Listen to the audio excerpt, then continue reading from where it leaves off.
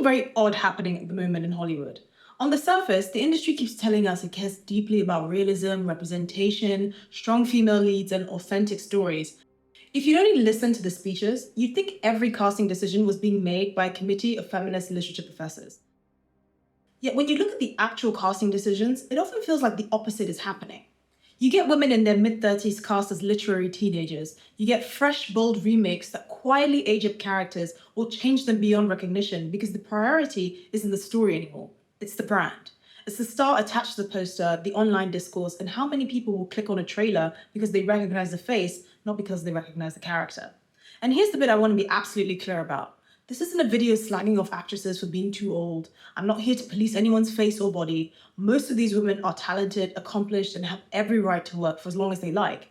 My issue is with an industry that is so terrified of being accused of ageism and so addicted to star power and social media controversy that it will happily vandalize its own stories rather than admit that sometimes, for a particular character, a particular age actually matters. It would rather tie itself in ideological knots than say the sentence, "She's brilliant, but she's not 18. The result is that realism disappears. Teenage girls grow up thinking they're supposed to look like airbrushed 30-something-year-olds, and middle-aged women still don't get honest roles. They're just invited to cosplay as teenagers instead.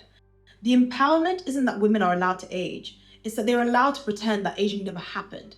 So in this video, I want to talk about how we got here, why these casting decisions keep happening, and what it's doing to the artistic integrity of film, particularly in the Anglo-American industry.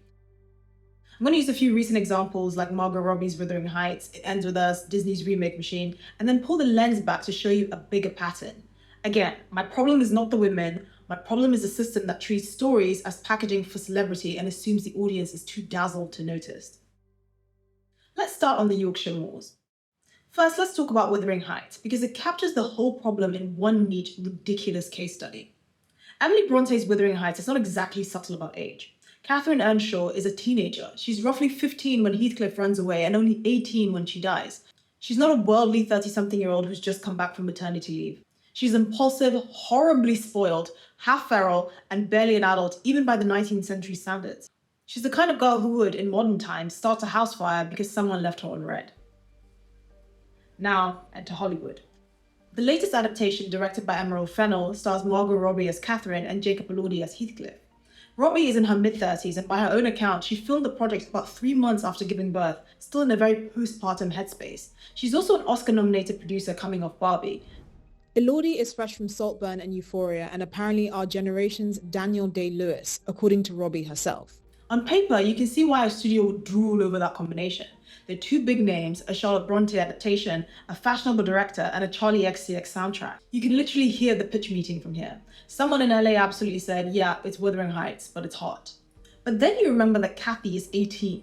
Fans certainly have. People have already pointed out that Margot Robbie, as pretty as she is at 35, simply doesn't read as a teenager, and that Heathcliff in the book is repeatedly described as a dark-skinned gypsy, not a lanky white Australian guy.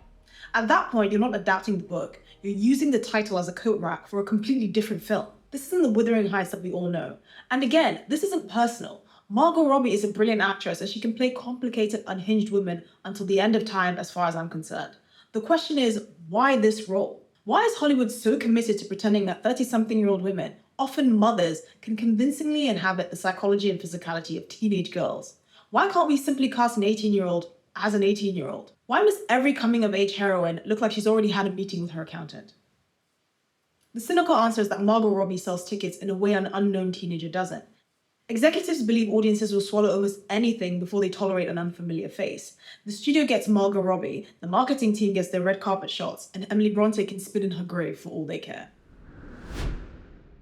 Now, if you want a more modern example, one where the age question doesn't just simmer, but is quite clearly in our faces, you don't have to look far. In Colleen Hoover's It Ends With Us, Lily Bloom is 23 when the story begins, but in the film adaptation, Blake Lively plays Lily. She's around 37 when filming, which is more than a decade older than the character.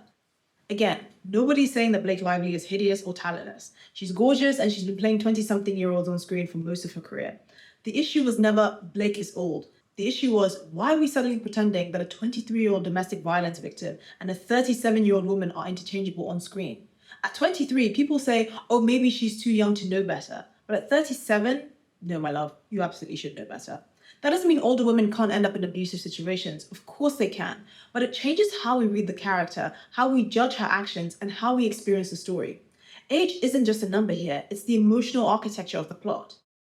Fans of the book noticed this immediately. Online threads filled up with people pointing out that the entire point of Lily's arc is that she's young, naive, and still forming her sense of self when she falls into a cycle of abuse. Suddenly, that story is shifted onto a woman in her mid-30s whose life experience and the audience's expectations are completely different.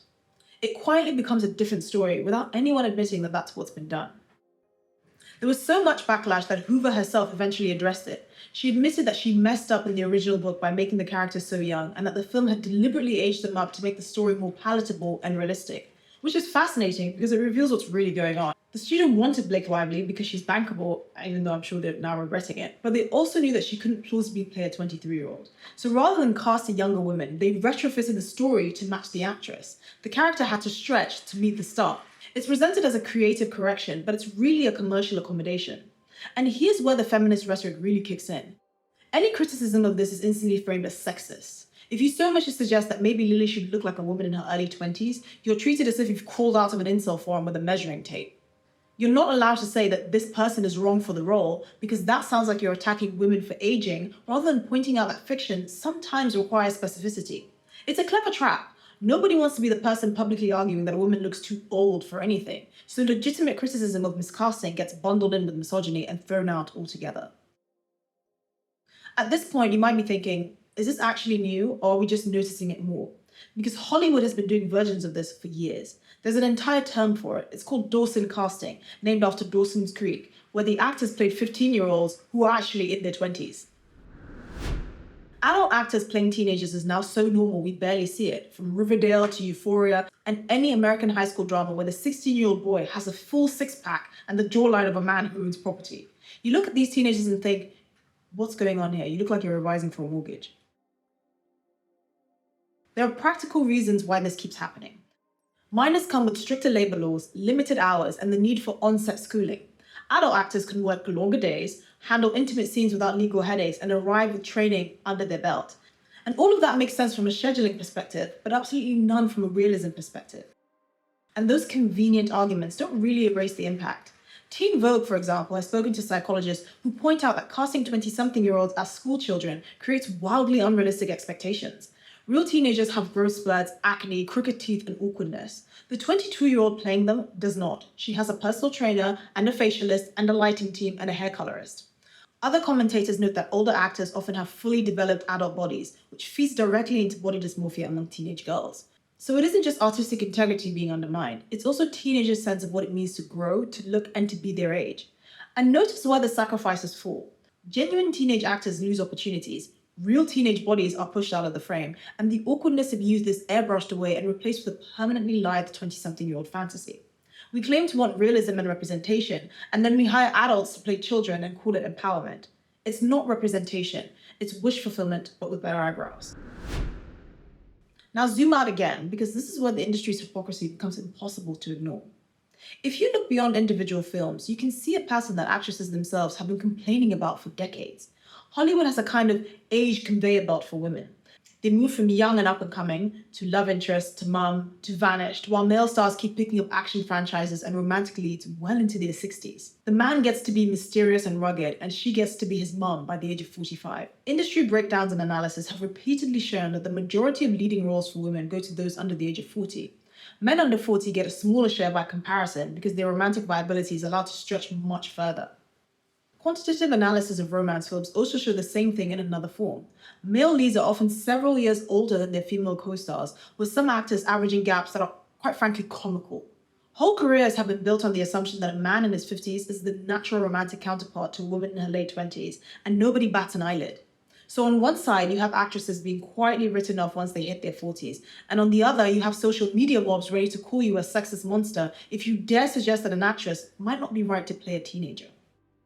Put these two forces together and you start to see why studios cling so tightly to the fantasy that women can play Forever 21. It allows them to avoid facing their own discrimination while also sidestepping the awkward fact that they simply don't write enough compelling roles for women over 40. Middle-aged women don't get a rich new category of characters. They get asked to squeeze back into school uniforms. And it's not respect, It's panic wrapped up in empowerment language and sold back to us as progress. And then, because it's Hollywood, we have to add another accelerant, which is race, identity politics, and the outrage economy. Disney's live-action remake of The Little Mermaid with Halle Bailey as Ariel triggered a full-blown culture war. Some people were genuinely delighted to see a Black Disney princess in a story that resonated with them, and others complained about the race swapping of a character who was originally a Danish redhead and insisted this was sacrilege against Hans Christian Andersen and apparently all of Scandinavia. But here's where it gets awkward, and this is what got to me. In West and Central African mythologies, mermaid-like water spirits have existed for centuries. Mame Wata, for example, is widely venerated and often depicted with a woman's upper body and a fish's tail, and is associated with beauty, power, and danger. Yoruba traditions also include Yemoja, a river and sea deity frequently portrayed with mermaid imagery. So on one level, it's perfectly plausible, even natural, to imagine a black mermaid. No one owns the idea of a fishwoman. Black mermaids are not some bizarre new invention. They sit comfortably within African cosmology. The sharper question people were really asking wasn't, can a black mermaid exist? But why are you taking this specific European fairy tale and retrofitting it instead of creating a new story that actually draws on African mythology? If you genuinely care about representation, you don't have to hijack a Danish redhead to do it. You can go and raid an entire continent's folklore. Plenty of ordinary viewers, including on Reddit and forums, voiced the suspicion that Disney had done this deliberately, not out of deep love for African mythology, but because they knew the backlash itself would generate free publicity. In other words, outrage as marketing. The route isn't an unfortunate side effect, it becomes part of the campaign. You can agree or disagree with that take, but you can't deny the pattern. These casting controversies are now part of the marketing cycle. Outrage functions like an unpaid PR department. We saw similar dynamics with the new Snow White starring Rachel Zegler.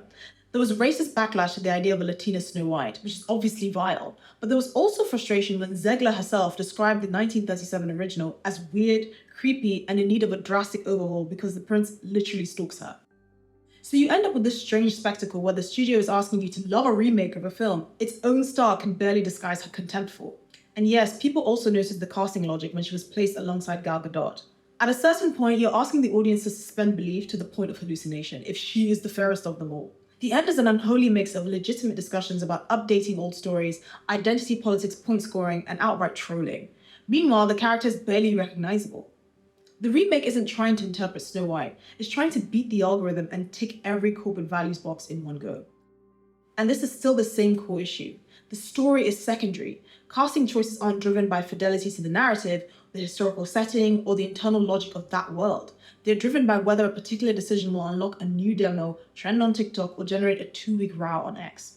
And once again, anyone who raises an eyebrow is told they're either racist or sexist. It's a very convenient way to shut down criticism of lazy writing. You wrap it up in moral language and imply that good people will simply clap and consume. Which brings me to what I think is the most corrosive part of all of this, the way we've lost the ability to say calmly that someone is wrong for a role. Casting directors and producers live in fear of waking up to a hashtag accusing them of ageism, racism, fatphobia, or whatever else, take your pick. They also live in fear of being called out of touch if they don't attach the right kind of bankable name to a project, or if they don't embrace whatever the latest brave casting trend is. So instead of open conversations about whether an actor is suitable for a role, you get a kind of omerta. No one in the industry will publicly say this. We didn't cast X because she reads older than the character, or we loved Y because the camera simply doesn't believe she's 18. They'll say things like, she really captured the spirit of the role and hope no one asks what that actually means. That doesn't mean those calculations have vanished. It just means they happen silently, in private, with a thick layer of euphemism on top. From the outside, that silence gets projected onto audiences. If you question age-inappropriate casting, you're framed as if you've just stood up in the middle of the cinema and announced, women should be binned after 30. There's no room to say, this particular woman is miscast as this particular teenager, without being accused of wanting women to disappear from the screen altogether. And that leads to the slightly surreal situation we're in now, where it's more socially acceptable to pretend that a 35-year-old is 18 than it is to say, maybe she should play a character her own age. It's not that Hollywood has stopped being ageist. It's that it's discovered a new, more palatable way to be ageist, one that hides behind the language of inclusion while still refusing to show a realistic female life cycle on screen. So far, we've talked about the cultural side effects, from body image to representation to outrage clicks, but I want to come back to what this does to storytelling itself, because this is where the rot becomes obvious, even if you don't care about celebrity politics. When you take a character whose youth is essential to their story arc, like Catherine Earnshaw, Lily Bloom, and countless young adult heroines, and you age them up in practice while pretending you haven't, several things happen. Firstly, you flatten the emotional range. Teenage stupidity, intensity, and helplessness are different from the adult experience. An 18-year-old running away with a charismatic obsessive is tragic in one way, but a 35-year-old doing the same thing is tragic in a different way. The stakes, the believability, and the audience's sympathy all shift. Coming of age stories are about thresholds. First love, first betrayal, first realization that your parents are flawed. Casting someone who feels thoroughly adult blurs that line. It stops being a threshold and becomes a mild personality crisis. Third, you distort time. When every on-screen teen looks fully grown and every 35-year-old is playing someone 10 years younger, the idea of what it means to be in your 20s, 30s, and 40s start to melt and blend together. Everyone lives in an internal generic youth where only plot points age, not faces. Fourth, you quietly sand down the rougher edges of female experience. Pregnancy, postpartum chaos, perimenopause, aging skin, weight fluctuations, the particular way a 40-year-old moves when she's knackered. All that texture comes with age, and it just gets tidied away. We're left with women who look either permanently 23 or disappear entirely. And that's not a minor aesthetic choice. It's a decision to remove reality from the frame. And when you look at it that way, the whole thing starts to feel less like empowerment and more like an expensive hallucination. Hollywood keeps insisting it's reflecting real women, while doing everything possible to avoid letting real women appear as they actually are. And yes, before anyone says it, there is a double standard here, and it's so obvious it's almost boring. The moral panic over actors being too old almost never focuses on men. Nobody screams that a 50-something-year-old man is too old to be a romantic lead opposite a 30-year-old woman. That's been the Hollywood default for decades. In a large chunk of mainstream cinema, the male love interest is at least 10 years older than the woman, and it's very rare to see the reverse. So women eventually get squeezed from both directions. If they age visibly, they're sidelined, and if they refuse to age out of roles, any suggestion that they might be miscast is treated as a political attack. Men get to be distinguished and timeless, and women are either fresh or finished unless they pretend to be teenagers for a bit longer. Meanwhile, the story, the actual narrative, gets reduced to a bargaining chip in a culture war. Bond isn't a character anymore, he's a referendum. Ariel isn't a mermaid, she's a talking point. So what should change in practice if we actually care about representation and realism? I'm not naive. Casting will always involve compromise from budgets, schedules, egos, legal restrictions, and egos again. It's messy, and I get that. But if studios were serious about respecting stories rather than just exploiting them, a few basic principles would improve things overnight. If age is central to the story, then you have to respect it. That doesn't mean the actor has to be the exact number in the book, but they should at least sit in the right bracket. Catherine Earnshaw should not look like she's got a direct debit with an osteopath. I'm sorry. And if Hollywood wants to stop humiliating itself for this Forever 21 fantasy, it also has to stop erasing middle-aged women. Women over 40 shouldn't have to beg for scraps or pretend to be sixth formers to get interesting roles. Writers need to create characters who are actually their age with the full range of life baked into their characters, from lovers, villains, mentors, messy leads, complicated protagonists. The audience can cope with a crow's foot. They've seen worse in the bathroom mirror. Studios also need to put story before spectacle in remakes. If you're adapting a beloved book or a classic film and you want to radically reimagine it, that's fine, but be honest about what you're doing. Do not market it as a faithful adaptation while you quietly turn it into something else because you fancied a particular actress or you wanted a diversity route to boost engagement.